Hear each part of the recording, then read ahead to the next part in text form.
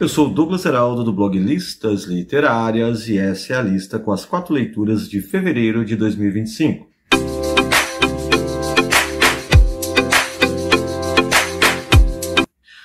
Olá, leitores e leitoras, eu sou o Douglas Heraldo do blog Listas Literárias. Sim, você já sabe, aquele blog com as listas mais criativas e originais da internet brasileira. E esse é o nosso canal do YouTube, onde a gente compartilha mais questões sobre livros, literaturas, novidades, resenhas, enfim, muito material bacana sobre o universo literário no Brasil e no mundo. E hoje eu tenho certeza que o vídeo vai valer super a pena. Vou compartilhar com vocês as 4 leituras realizadas no mês de fevereiro de 2025. Bora lá! Com a volta às aulas, com a minha volta ao trabalho, também com um mês mais curto, viagens, enfim, fevereiro de 2025 representou uma redução aí na minha carga de leitura, tendo lido apenas 4 livros no mês.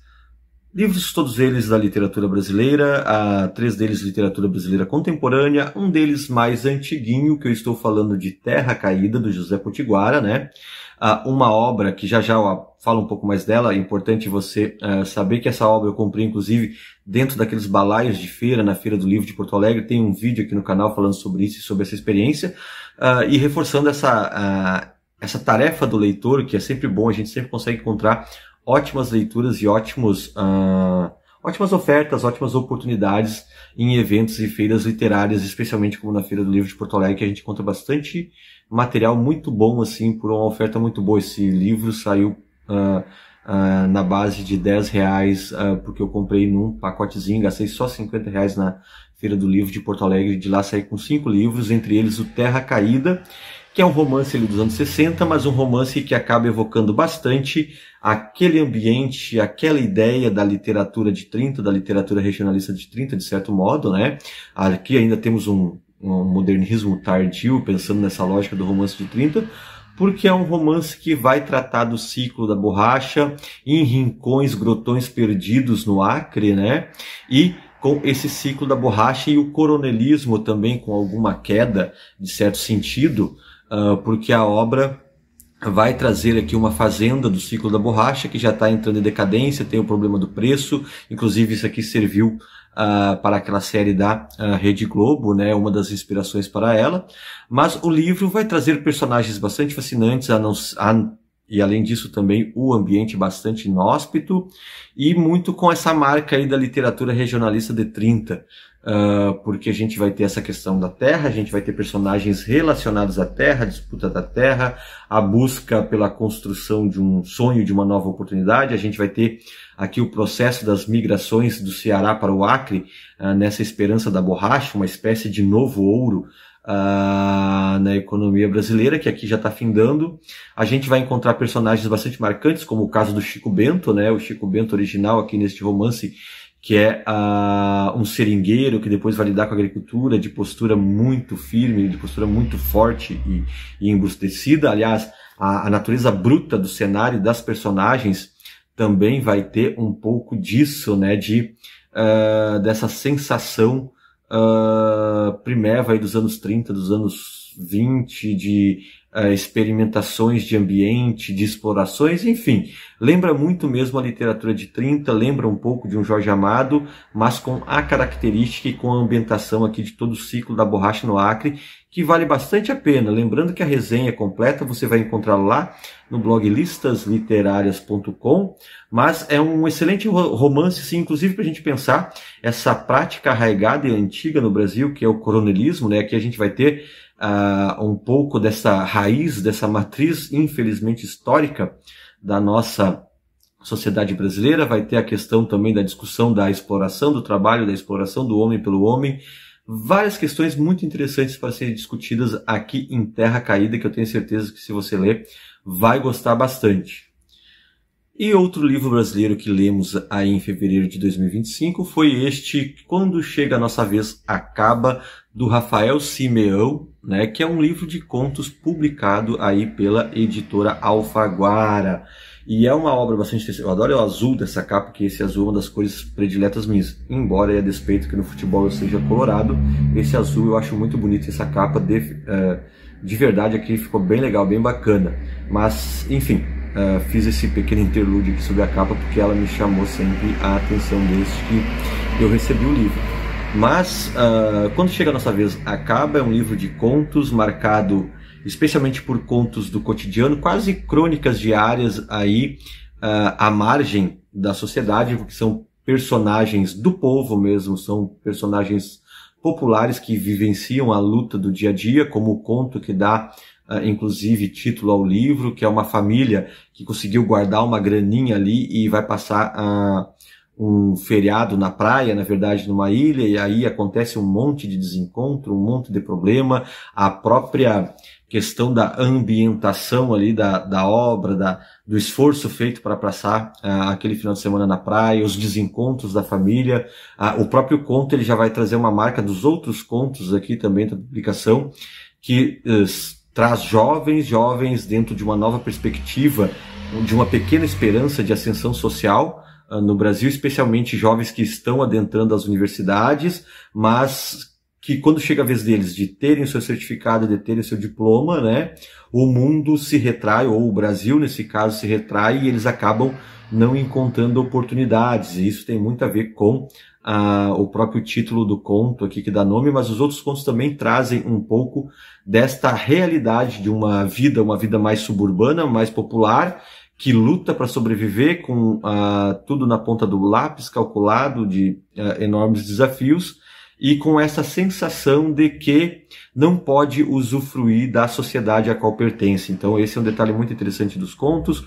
Um dos contos aqui mais diferentes no livro, inclusive, aí traz uma perspectiva a partir de um provável nerdola, neonazista, é o conto mais diferente, talvez, no sentido do livro, não por ser diferente, mas que destoa um pouco das outras narrativas, ao ir, né, para um personagem, para ir um foco narrativo de um personagem ao qual todo o restante do livro critica, e o próprio conto em qual ele segue o foco narrativo também é uma crítica em si, mas destoa um pouco dos demais personagens, mas que fala muito também dessas figuras frustradas, carregadas de desastres pessoais e que culpabilizam toda uma esfera social, todo o outro. Aqui no conto, no caso, que eu me refiro, em que tem este protagonista meio que neonazista, que é incapaz de enxergar o outro, enxergar a diversidade da sociedade, né? Ele destoa um pouco nesse sentido justamente porque muda um pouco a perspectiva dos demais focos narrativos dos outros contos, que no geral trazem esta realidade muito contemporânea brasileira, esta realidade de quem habita e vive nas margens, né? Contos rápidos para leitura e com um trabalho bastante interessante, na verdade, que eu curti aqui também no trabalho do Rafael Simeão, que é o uso da linguagem, uma linguagem bastante calçada na oralidade, uma linguagem que na narrativa dos contos soa quase como um fluxo, né, de vozes que se intercalam, que se misturam.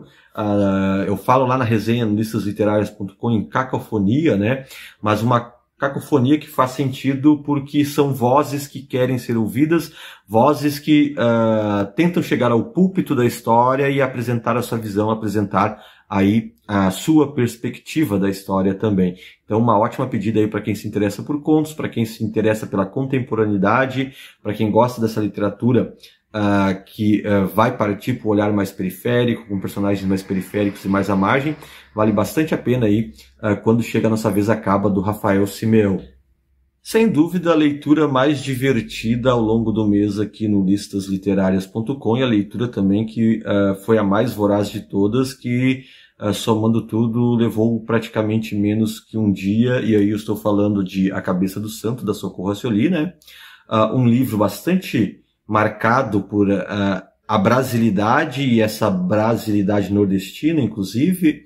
Aqui a gente vai acompanhar o Samuel, né, um jovem que perdeu a mãe e que fez promessas a ela a ir até os pés de três santos, né, para pagar essa promessa, acender uma vela e procurar o seu pai, a quem no princípio ele vai denominar como o diabo, né, e alguém que ele quer matar. E aí ele vai parando na pequena cidadezinha de Candeia, onde lá ele encontra uma cabeça perdida de um santo Antônio, e passa a ouvir vozes e preces, e aí vai criar todo um ecossistema que não só vai trazer o renascimento da pequena cidade de Candeia, mas que também vai trazer perigos para ele, que também vai trazer várias outras situações aos seus próximos e que vai promover encontros e reencontros, e aí numa pegada que é uma pegada que nem sempre a gente vê na literatura brasileira contemporânea, ou mesmo na literatura brasileira. O próprio Antônio Cândido já falava da questão de certa preferência da literatura brasileira pelo realismo. Muitas pessoas falam acerca dessa certa preferência da literatura brasileira pelo realismo. E aqui a gente tem um ótimo exemplo daquela literatura que escolhe um outro caminho, que percorre o caminho do maravilhoso e do mágico, do realismo maravilhoso e do mágico. Não à toa, o próprio livro foi discutido e apresentado numa das oficinas do Gabriel Garcia Marques, a respeito que ele ministrava as oficinas, né? E aí ele conheceu a Socorro Racioli e acabou dando dicas e falando sobre o livro, e gostando, inclusive, sobre a proposta do livro. E enquanto gênero do realismo maravilhoso é uma ótima pedida. A gente tem outros nomes que nem sempre só fulguram aí no realismo maravilhoso. Eu vou lembrar de Érico Veríssimo, no gênero especialmente Murilo Rubião, José J. Veiga, mas não é um gênero que a gente tenha tantos assim no Brasil, e a Socorro Racioli traz uma obra que dentro do realismo maravilhoso ela vem com bastante perfeição e também vem com bastante diversão, porque ele, apesar de descrever as narrativas de um pobre diabo, Samuel, de certa forma, acaba sendo um pobre diabo, quase com alguns pequenos, mas muito pequenos mesmo, traços de narrativa fáustica, mas muito mais ao pobre diabo. Vai ter a questão de certa questão da fé ou da esperança, alguma coisinha assim presente no livro, mas o que mais me emanava durante a leitura aí de A Cabeça do Santo é os ares de um Juan Rulfo em Pedro Páramo, né? Aquele ambiente árido, aquele ambiente seco, como tem no Pedro Páramo, também aquela relação com a ancestralidade, com a morte, né? E com tudo mais, e com as crenças. Isso traça-se um grande paralelo aí, talvez, com o Pedro Páramo do Juan Rulfo, que foi a leitura que eu me lembrava quando eu lia A Cabeça do Santo, e não que sejam parecidos, e não que tenha alguma semelhança, inclusive na proposta narrativa, mas enquanto gênero, enquanto aura, né, enquanto as sensações e percepções que a leitura emanava, me fazia lembrar um pouco aí do Juan Rulfo, com certeza, e que é uma das grandes narrativas latino-americanas. Este é um livro, além de ser um livro de literatura brasileira contemporânea, é um livro latino, é um livro latino-americano, é um livro da América Latina, com certeza, né? Porque, na verdade, nem sempre a gente pode afirmar que a literatura brasileira é latino-americana. É uma relação, por vezes, me parece bastante complexa, mas aqui a gente vai ter tudo isso presente em A Cabeça do Santo, e para quem quer se divertir, para quem quer fazer uma leitura aí em pouco tempo, né? Em um dia você vai realizar a leitura. O livro vem com esta sobrecapa, a capa, na verdade, é esta aridez aqui, né, do Nordeste brasileiro, mas muito legal, foi uma leitura aí, certamente a leitura mais divertida do mês de fevereiro aqui no listasliterárias.com. E vou fechar a lista com uma obra que eu encomendei, que eu comprei via Amazon, porque ela trata de algo que eu venho pesquisando, que eu venho tratando, e que inclusive estará na minha tese de algum modo, né, reverbera na minha tese de algum modo, porque eu tenho acompanhado e buscado conhecer narrativas brasileiras que evoquem, que emanem, que discutam, que trabalhem, que pensem ou que sejam estruturadas no mito de Fausto, nas narrativas fáusticas, né? E aí, quando eu descobri esse livro, que é o Até Você Saber Quem É, do Diogo Rosas G., que foi publicado em 2016 pela Record, né, e que é uma narrativa, uma trama fáustica, eu quis logo conhecer e realizar a leitura. É uma boa leitura, ambientada em grande parte em Curitiba, mais um nome da literatura paranaense, né? Inclusive a literatura paranaense vai entrar em discussão a partir de seus personagens aqui, da narrativa, que não só são do Paraná, mas que vão analisar seus conterrâneos, seus autores, Dalton Trevisan, Leminski, enfim. O ambiente aqui, inclusive, é bastante importante. A questão de Curitiba aqui é bastante importante para os personagens da obra, então vale bastante a pena nesse sentido também.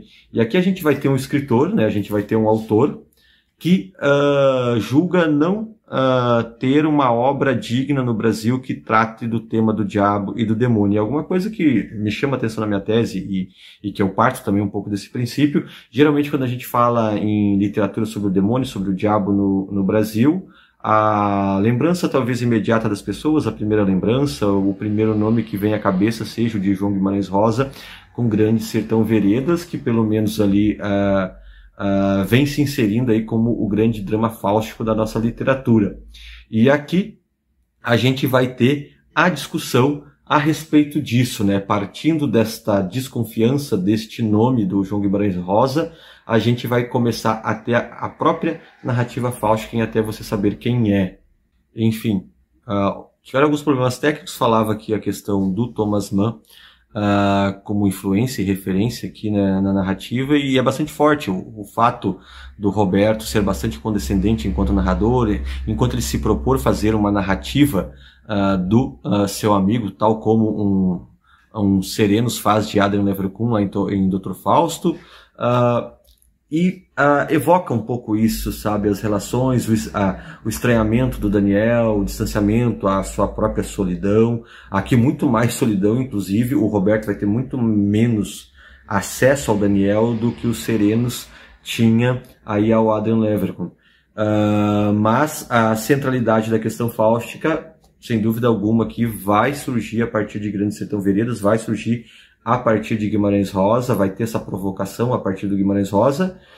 O livro tem algumas questões que lá na resenha no listasliterárias.com a gente coloca, né? Que, por exemplo, não dá para resumir a literatura do demônio, a literatura do diabo apenas a Guimarães Rosa no Brasil.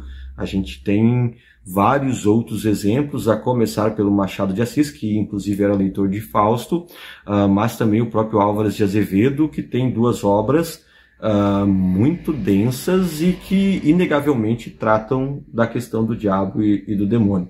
Então aqui há uma certa limitação do narrador, do Roberto ou do próprio Daniel quanto ao conhecimento das obras e das narrativas fáusticas, o que não impede de eles produzirem o seu próprio romance pactário, deles proporem a sua própria narrativa fáustica, que ao cabo, mais do que acreditar ou chegar a uma conclusão ou não, se Guimarães Rosa, me parece que até não diretamente, explicitamente chega, né? Porque ao passo que o Daniel vai cair numa rede de paranoias e teorias, de todas elas as mais fantásticas, e no momento que ele vai considerar aí Grande Sertão Veredas como uma obra, uma espécie de grande manual para invocação do demônio, ele acaba fazendo elogio, então, portanto, à obra que ele talvez visse como não digna de um trabalho das narrativas do diabo.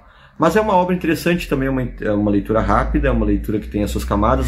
Uma discussão aqui bem interessante, que é a própria questão da metroliteratura, de analisar o mercado literário, a vida do autor e do escritor, acaba aparecendo bastante também aqui na narrativa, e por isso vale a pena conhecer, e é uma das narrativas fáusticas recente aí no Brasil que é importante a gente dar uma conhecida, dar uma olhada, e bastante interessante. Aliás, é bem mais interessante, por exemplo, que o Fausto Mefisto Romance, que é uma narrativa explicitamente fáustica lá dos anos 90 da Judith Grossman, que tem, ou que pelo menos eu tenho, uma série de poréns com a narrativa da Grossman lá no seu Fausto Mefisto Romance, enquanto aqui, mesmo com alguns poréns que a gente poderia apontar, é uma narrativa bem interessante e bem eficiente nesta coisa que uma pesquisadora chamada Jerusa Pires Ferreira chama de tecido fáustico, né?